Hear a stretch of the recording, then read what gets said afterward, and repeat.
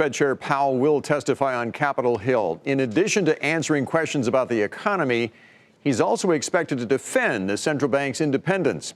Steve Liesman picks up that part of the story from there.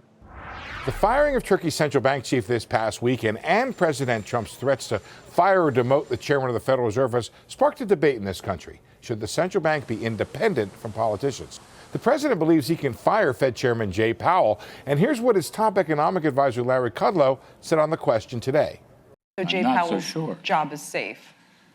Yes, I believe it is. I will say that there is no effort to remove him. I will say that unequivocally at the present time. Yes, he's safe. There was a definite intent by Congress in the Federal Reserve Act, passed originally in 1913, to give the Fed independence by making it difficult, though maybe not impossible, for presidents to fire chairmen and governors once they're in office. The idea?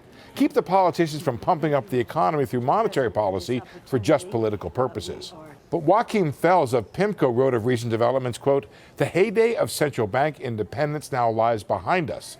In a world of rising populism, disinflationary pressures, low interest rates, and bloated central bank balance sheets, independent monetary policy increasingly looks outdated."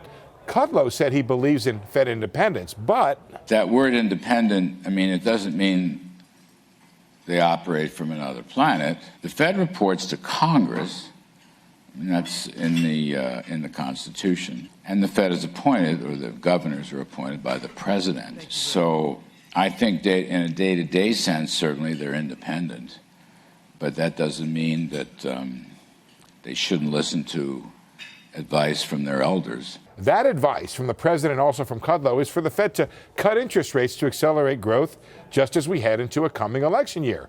Just the sort of thing a Congress from early in the last century was trying to avoid by granting the Fed independence. For Nightly Business Report, I'm Steve Liesman.